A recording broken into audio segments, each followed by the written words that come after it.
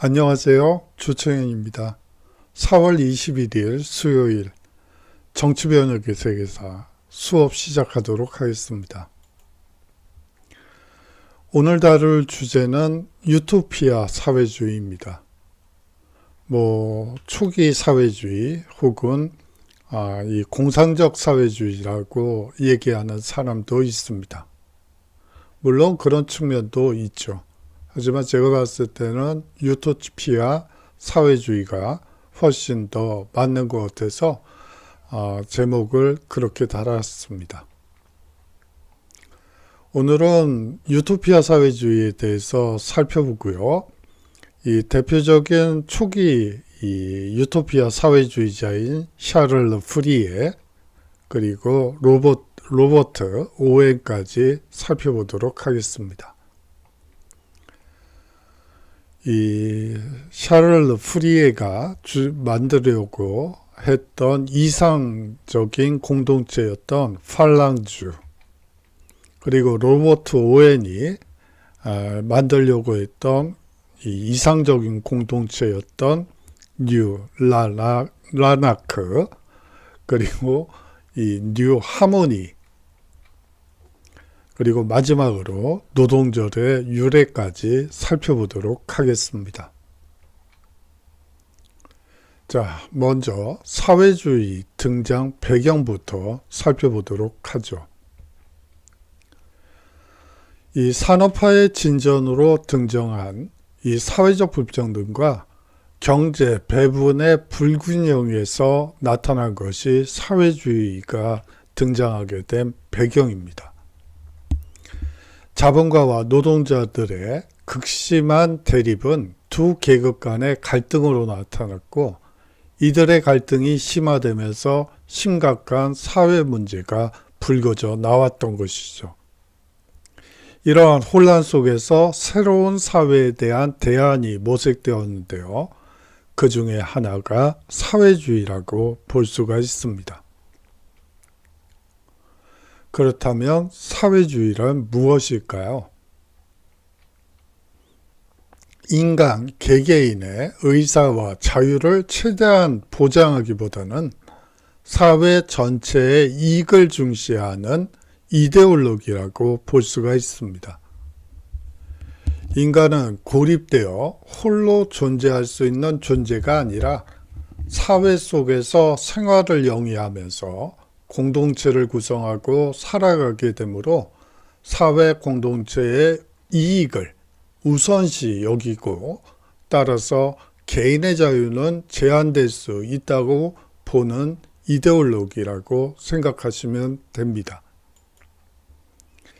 개인의 능력과 인성은 개인의 전유물이 아니라 사회의 토대를 이루는 것으로 이해하고 있죠.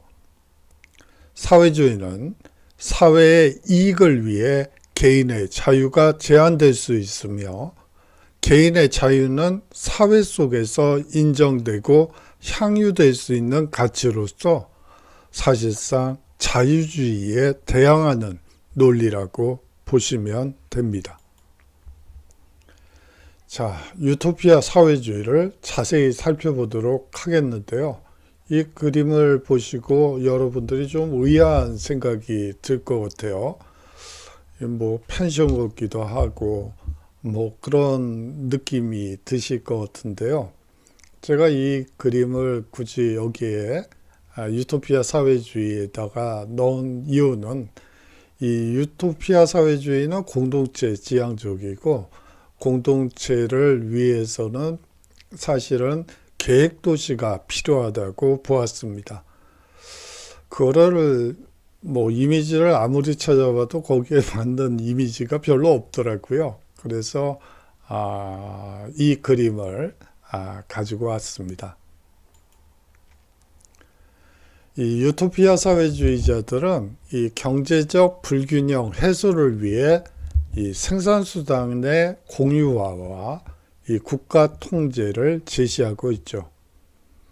사회 문제가 사유재산제에서 발생한다고 보아서 이 생산수단의 공동소유 또는 국유화가 이러한 갈등을 종식시킬 수 있는 방법이라고 믿었습니다. 따라서 생산수단을 국가 소유로 하고 각자가 노동을 통해 실현된 이익을 배분하는 방식을 취함으로써 누구나 평등한 사회가 가능하다고 믿었던 것이죠. 제가 이 정치변혁의 세계사에서는 계몽주의를 가르치지 않은 것 같습니다. 한번 기회가 되면 말씀을 드리겠습니다만, 이 사실상 계몽주의도 믿음을 가지고 있죠. 귀족과 마찬가지 교육을 누구나 받는다면 사회는 진보할 거라고 생각했습니다. 당시에 그 문맹률이 상당히 높았죠. 거의 80~90%가 문맹이라고 볼 수가 있습니다. 이 계몽주의 시대를 기준으로 해서 얘기를 드리는 거예요. 자, 이 80~90%의 문맹률을 가지고는 사회가 진보할 수 없다고 보았죠. 사람들이 이성적인 판단을 해야지 된다고 생각했습니다. 자, 생산이 됐던 소비가 됐던 합리적인 생산과 합리적인 소비가 이루어져야지 되는데, 그 전제가 바로 교육이라고 생각했던 것이죠. 한번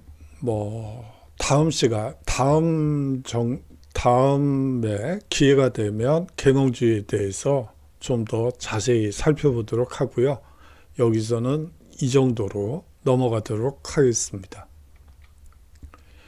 오웬, 생시몽, 그리고 프리에, 이 세 사람은 19세기 초 경쟁 대신 협동을 내세우며 빈부격차가 없는 이상적인 공동체를 건설하고자 합니다. 그래서 이 공상적 사회주의로 이 공산주의자들은 매도했죠. 계몽과 설득을 통해 이상적인 사회주의 사회가 건설될 수 있다고 이 오웬, 생시몽 프리에는 주장했습니다.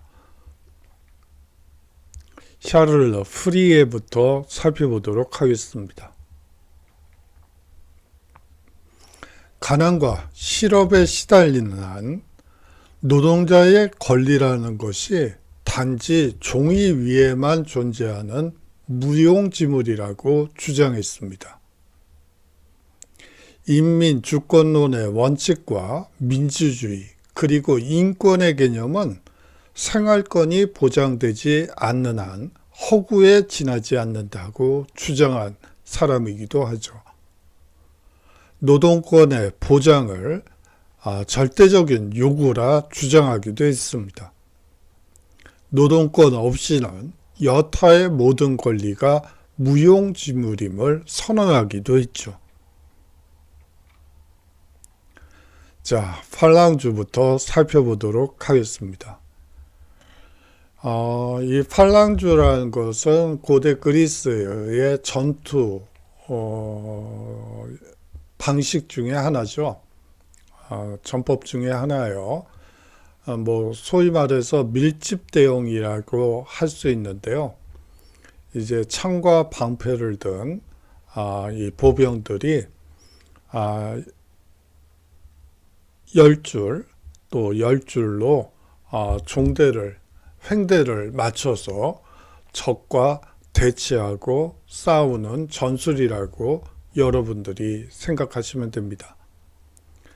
이 사실상 밀집대형 전투에서 가장 필요로 하는 것은 이 공고한 협동력과 또 일사불란한 사실상 진퇴양난이죠. 진퇴를 일사불란하게 해야지만 이 승리할 수 있는 전술이기도 합니다.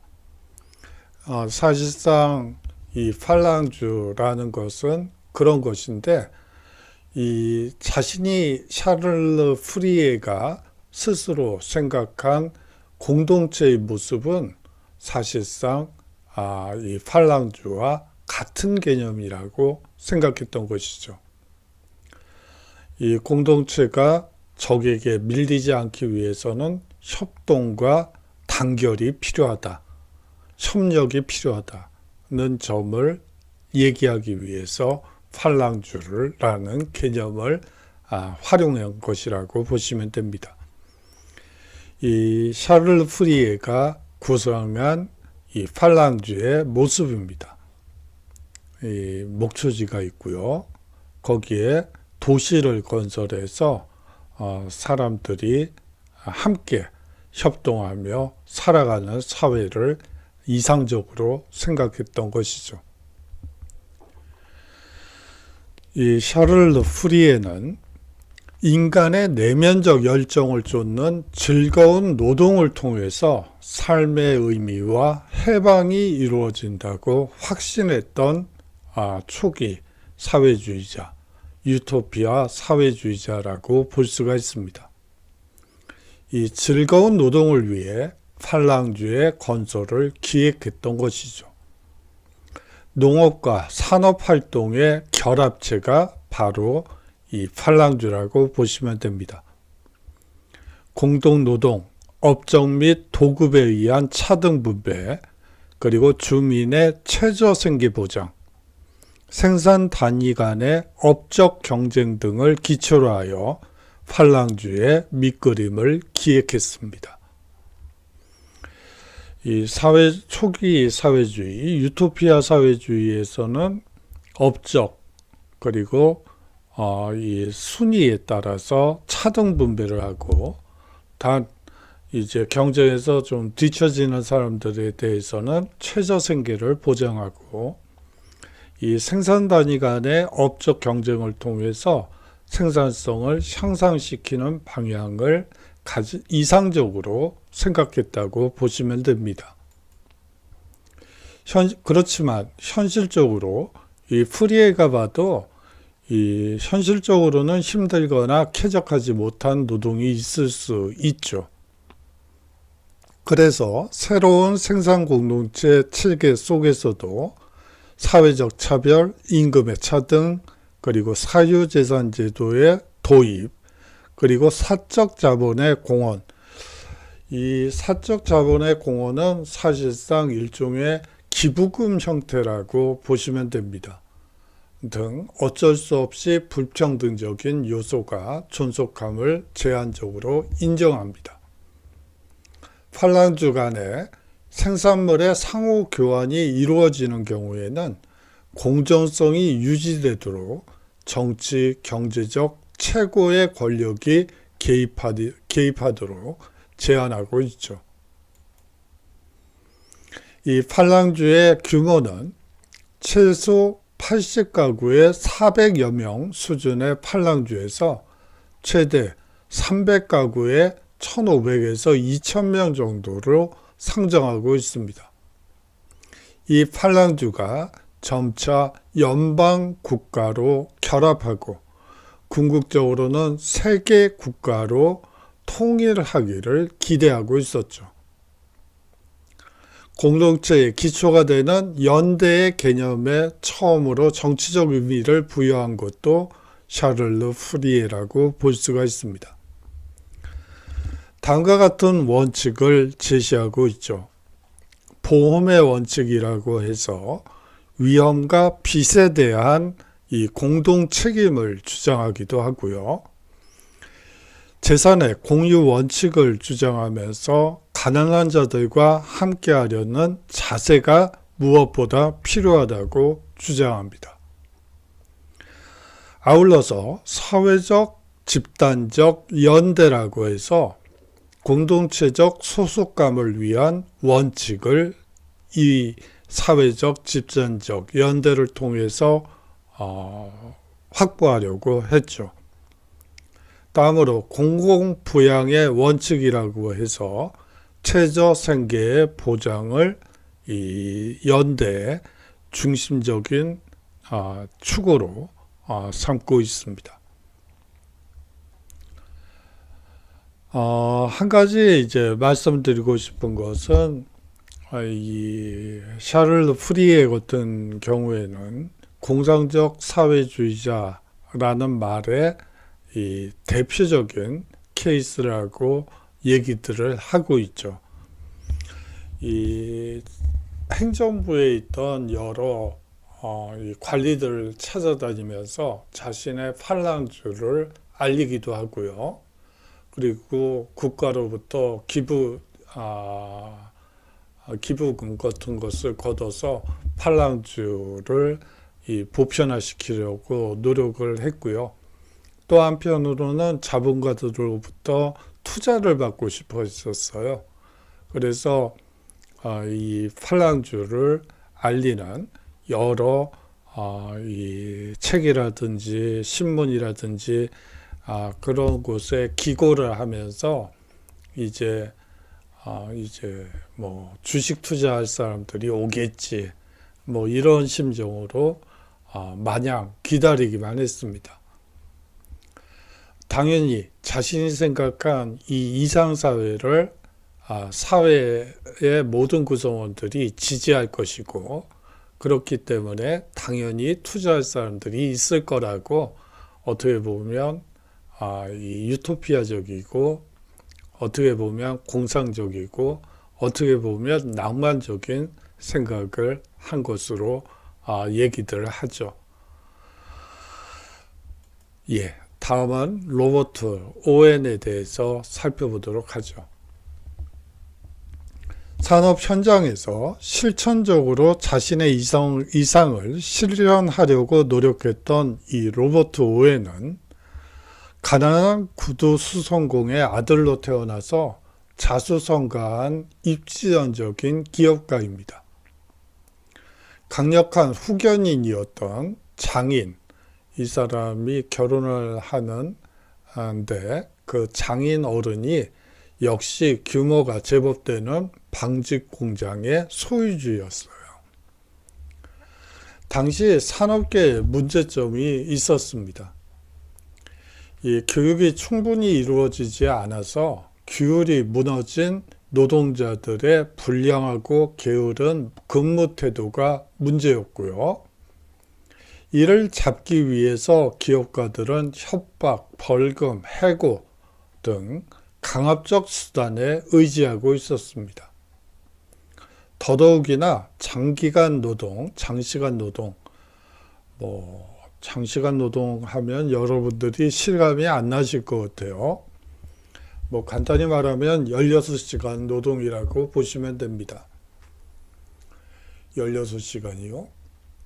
여러분들이 한번 이 당시 노동자들의 입장에서 16시간 동안 공부를 한번 해보실까요? 일단 공장, 감독관이 채찍을 들고 있습니다. 만약에 놀거나, 졸거나, 그런 경우에 가차없이 채찍질을 하죠. 지금 것에서는 상상이 안 가시죠? 그렇습니다. 그래요. 제가 중고등학교 시절에는 그 선생님들한테 많이 맞았었죠. 정말 그냥 하루가 멀다 하고 엉덩이가 그냥 시퍼렇게 멍이 들 정도로 그냥 매일 두들겨 맞다시피 했던 기억도 있네요. 가장 인상적이었던 선생님은 그 중학교 때군요.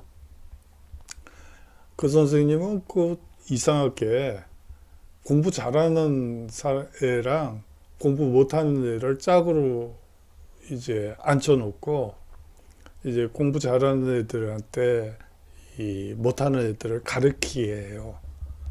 그래서 이제 시험에서 이 공부 못하는 친구가 몇 개를 틀렸냐, 그걸 가지고 틀린 개수만큼 두들겨 맞는 거예요. 어떻게 보면 참 힘들었던 이 마느라고 힘들었던 기억이 나네요. 그냥 뭐 의자에 앉아 있을 수도 없을 정도로 막 그렇게 맞았던 기억도 나네요. 그걸 제가 여러분들께 하겠다는 얘기는 아니고, 그냥 어렸을 때 그랬던 기억이 있어서 한번 말씀을 드렸네요. 그래요. 뭐 50분 일하고 10분 쉬고 뭐 이렇게 하고 이제 점심시간, 저녁시간 이제 공장에서 이제 먹고 그 다음에 밤늦게까지 해가 질 때까지 일을 하게 됩니다.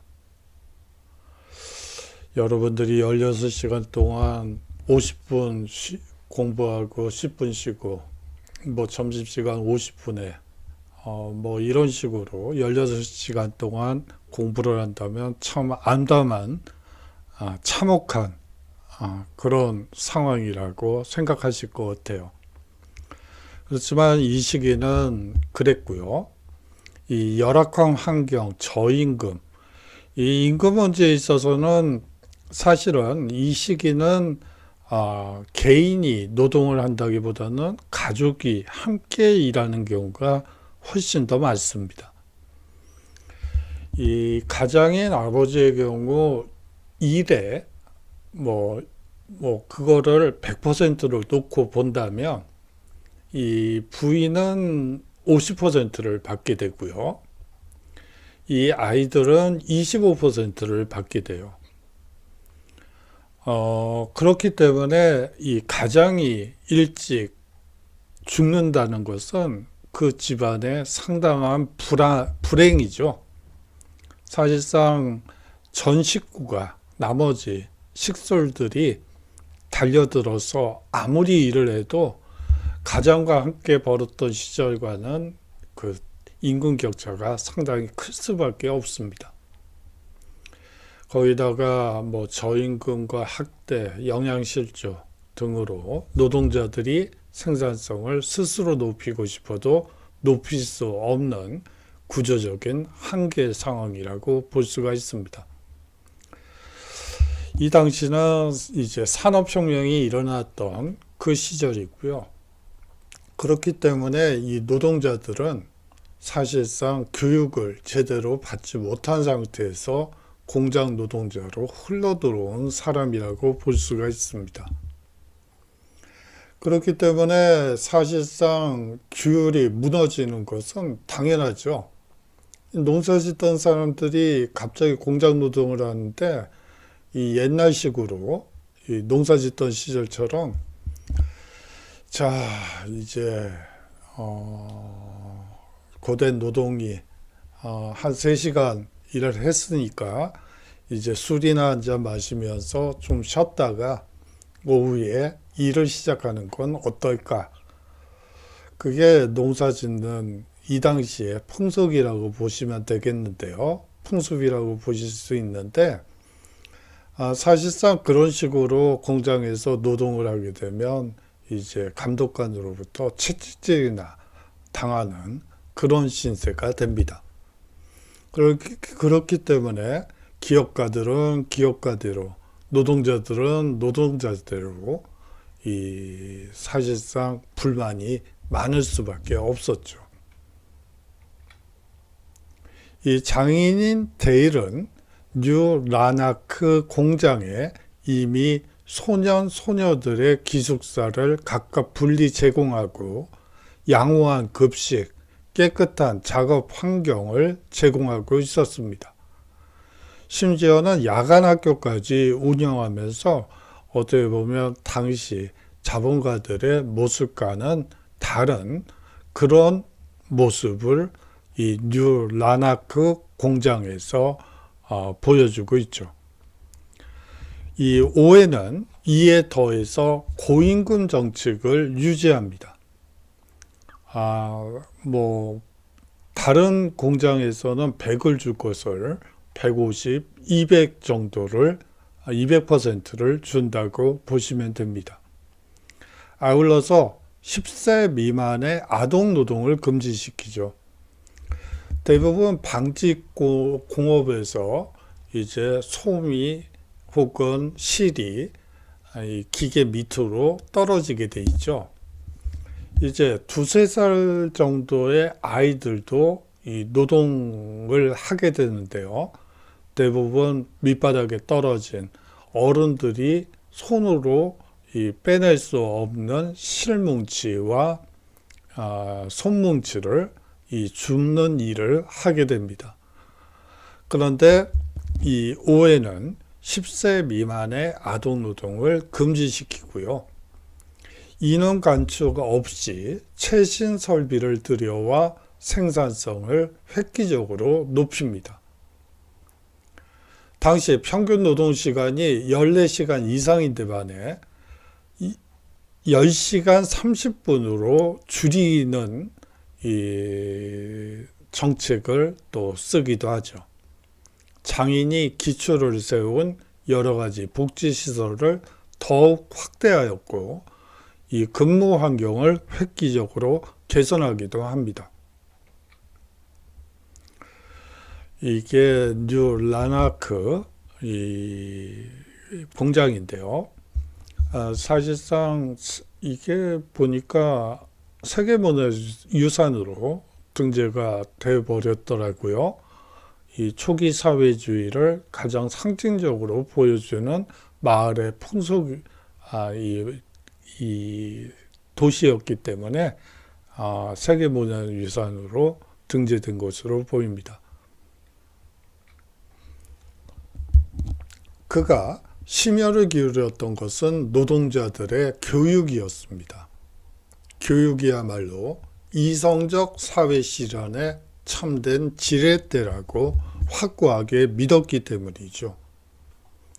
노동자들이 교육과 학습을 통해 스스로 자각하고 새로운 인간형으로 거듭나면 노동의 주체로서 객관적 능력 향상과 주관적 품성을 갖추는 것이 결과적으로 사업 성공의 요체라고 굳게 믿었기 때문입니다.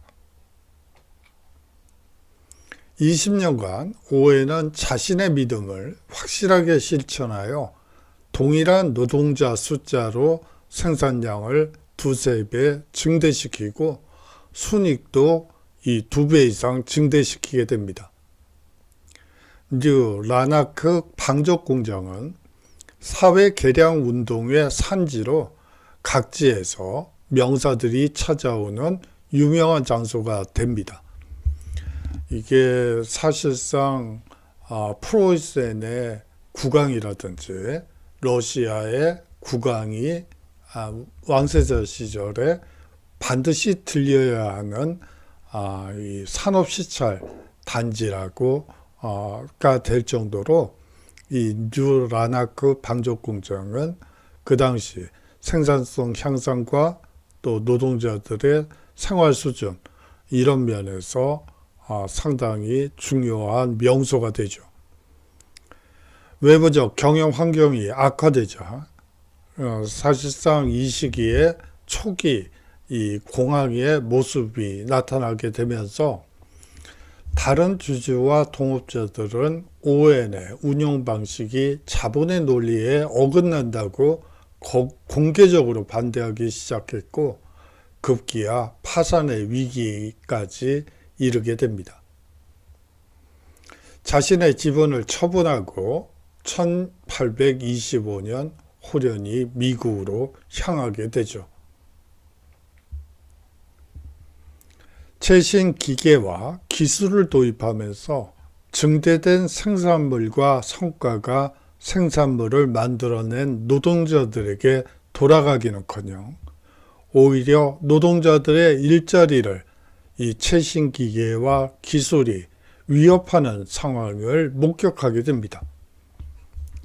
증대된 생산물을 소비하기 위해서는 노동자의 생활 수준 향상이 필요하며 더 많은 일자리를 위해서는 새로운 산업을 일으켜야 한다고 생각하곤 이를 위해서는 이 증대된 생산물과 성과를 온전한 기여자인 노동자들에게 되돌려줘야 한다고 보고 생산협동의 이 공동체를 구성하게 된 것이죠.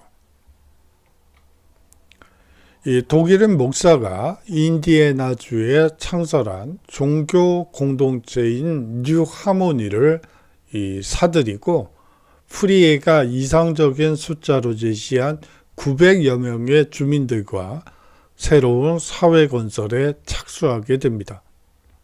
하지만 4년 만인 1829년 실패한 실험이 되어버리죠. 1836년에는 다시 햄프셔에 이 퀸즈우드라는 공산적 공동체를 건립합니다. 물론 이것도 18년 뒤인 1854년에 와해되게 되죠. 뉴 하모니의 모습입니다. 사실상 이 공산적 사회주의자들은 그리고 유토피아 사회주의자들은 이러한 계획도시의 필요성을 강조합니다. 더더욱이나 이 학교 시설이나 이 상하수도 시설을 통해서 노동자들이 이 전염병으로부터 당시에는 콜레라가 많이 유포되던 시절이죠. 유행했죠. 이 콜레라는 1817년에 이제 그 인도와 영국에서 인도의 원래 이 벵골 지역 풍토병이 콜레라였죠. 그런데 이제 영국이 인도를 식민지화하는 과정에서 결국 이 유럽으로 이 콜레라가 들어가게 됩니다. 물론 북쪽으로도 갔죠. 조선 순조 때 1821년 그러니까 1817년에 법유행이 있었는데 3년 후인 1821년에는 이 조선 땅에도 들어와서 그 콜레라 때문에 뭐 100만이 죽은 것으로 나옵니다. 사실상 그 당시 조선 인구가 1000만 정도로 추산이 되고 있는데 거의 10분의 1이 이 죽음에 이르게 된 질병이죠. 아주 무서운 질병이에요. 조선에서는 호열자라고 해서 호랑이가 이 살점을 뜯어먹는 고통과 같다. 그래서 호열자라는 이 이름으로 불렸죠.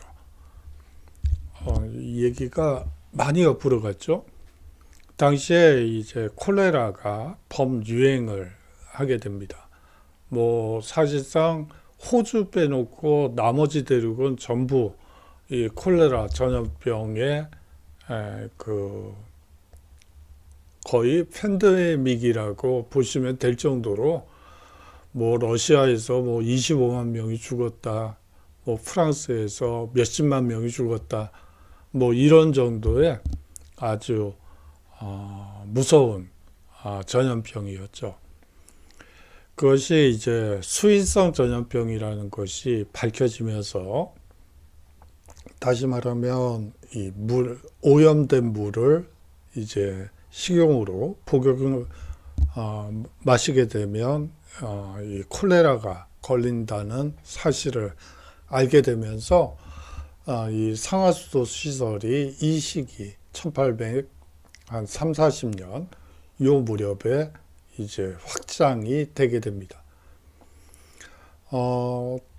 대부분의 경우에 이 상하수도 시설은 당시에 이 상류층 주거 밀집 지역을 중심으로 이제 시작이 되는데 이 오해는 이 뉴 하모니 마을의 공동체의 상하수도 시설을 이제 갖추게 되면서 노동자들이 이 콜레라의 위협으로부터 안전하게 된 것도 한 가지 뭐 말씀드리도록 하죠. 예, 노동절의 유래를 마지막으로 한번 말씀드리도록 하죠.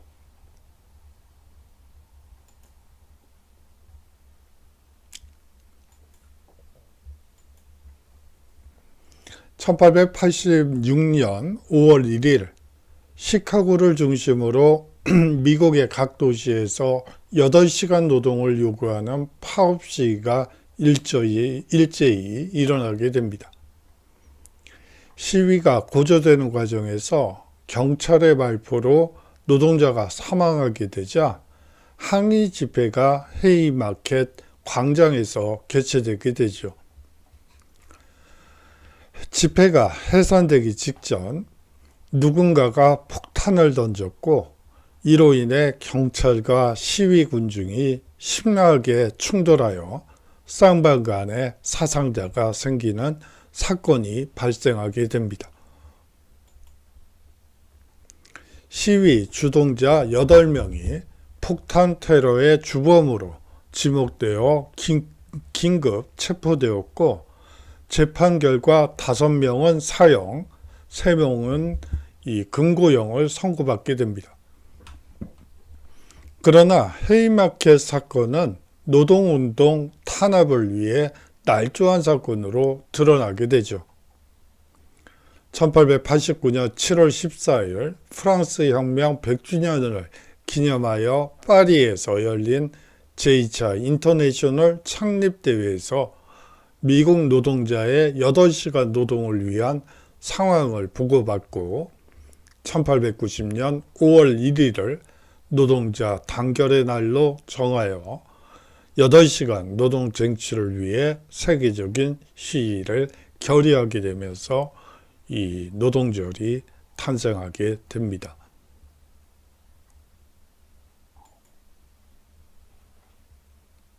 예.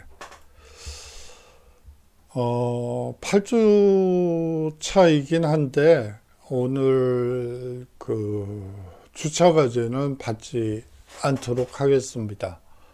여러분들 시험 기간인데 뭐 이거까지 부담을 드릴 필요는 없을 것 같아요. 그래서 일단 주차 과제는 받지 않도록 하겠습니다. 단 이 문제만큼은 한번 좀 정리를 해보시는 게 어떨까 해서 한번 오늘의 핵심으로 가져와 봤습니다. 유토피아 사회주의가 현대사회에 미친 영향을 정리해 보시면 어떨까요? 유토피아 사회주의가 주장했던 최저 생계 보장, 여러 가지가 있었죠. 그것은 현대사회에서도 아직까지도 지금도 고민하는 여러 것들이 있습니다. 여러분들이 한번 유토피아 사회주의가 현대사회에 미친 영향을 정리해 보셨으면 합니다. 자, 주차 과제는 이번 주는 내지 않으셔도 되고요.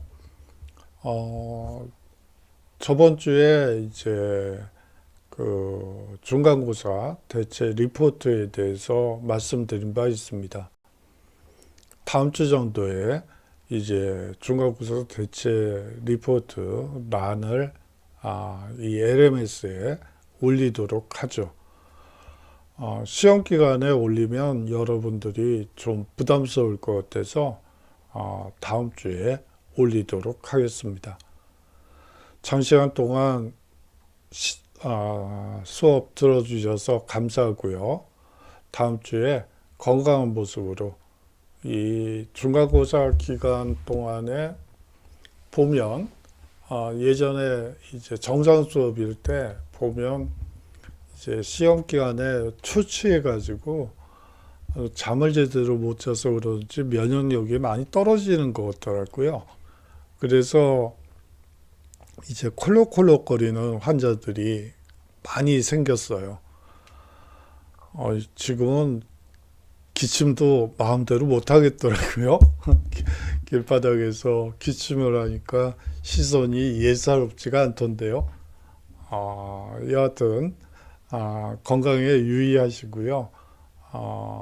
미리미리 시험 준비하셔서 뭐 밤을 새운다거나 면역력을 떨어뜨리는 그런 안 하셨으면 좋겠네요. 좀 잔소리가 심했습니다. 자, 그러면 다음 주에 인사드리겠습니다. 안녕히 계십시오.